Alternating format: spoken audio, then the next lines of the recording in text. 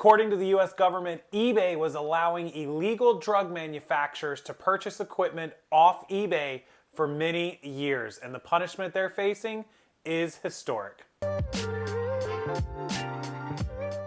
Yeah, what's going on, guys? Welcome to the channel. January 31st, 2024. We're about to start a new month.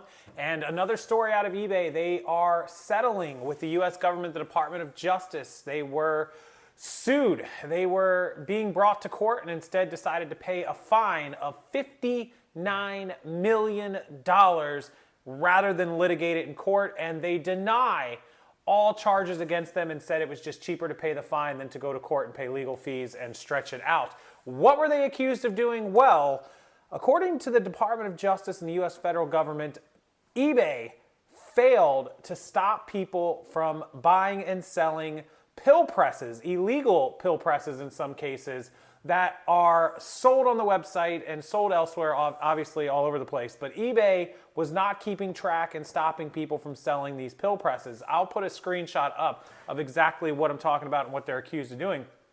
These pill presses and pill machines are ones that can take powder and encapsulate it, to make like a gel pill, and it creates that, thousands of pills an hour, and people buy these for pretty much the reason of creating illegal drugs and pills that are sold, and in a lot of cases, mixing in fentanyl with these encapsulated pills and illegal drugs, which lead to overdose deaths, accidental deaths from these drug ODs. And that number totals 110,000 people last year. And according to the Department of Justice and the government, if any of these are legitimately sold, like a pharmacy selling one to a pharmacist or a private practice, there are really strict regulations, restrictions, and record keeping that has to be done, and they accuse eBay of failing to do that as well. Now, eBay, in its defense, has said they deny that that was what was going on, that they kept good records, that they have good restrictions and requirements, that they're able to flag this stuff and find this stuff and keep track of who's buying and selling it. I don't know. I mean, I totally understand eBay's position on paying a fine rather than fighting it out in court. However, because a lot of times the legal system can be more expensive than just settling it and making it go away. However, this is the fourth largest fine from the DOJ in the health department area, in this niche, this category, the fourth largest fine. And I would amount to say that if the fine is that large, $59 million, I feel like you could have fought it in court for less, defended your good name, and came off. My opinion on this is that if the Department of Justice brought this case, they probably had a good, solid amount of evidence, and in my thought process here is that they probably did sting purchases where they actually bought and sold this stuff and weren't required to provide information or the proper channels to do this, and they were able to prove that in court. Or why bring the case? Why did this even come to light unless the DOJ had something reliable to go on with actual evidence? Now, beyond that side,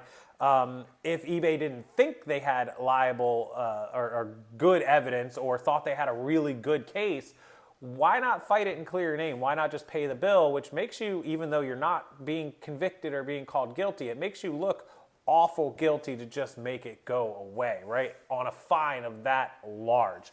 If it was no fine and there was nothing going on and the DOJ just said, okay, fine, we're just going to do it, we're going to walk away, maybe. But this looks really bad for eBay. So I not going to sit here and say they did or didn't do anything. I don't know. I don't buy and sell pill presses. I'm not in that business. Thank God. And the people that did must have been in contact with the DOJ, or the DOJ did it themselves. There had to be something to go off of. What do you think? What's your opinion on that? Anyways, this is a huge black eye for eBay, a huge fine. They have agreed to step up their control and their restrictions and their requirements for anybody to be able to sell anything, not just these pill presses, to anybody else on the site. I'll link the story below. You can read it as always, as I try to do for you in each video. But after paying a $3 million settlement just a few weeks ago to the Department of Justice for their role in their employees doing the stalking and the the cyber harassment of Ina Steiner over e-commerce bites. This is 59 million more, so we're up to 62 million. And this is not including what the Steiners, Ina and David are suing eBay for civilly, which is what I thought was gonna come out today, civilly for that stalking case. So eBay paid $3 million in fines to the Department of Justice for violating all these different rules of business.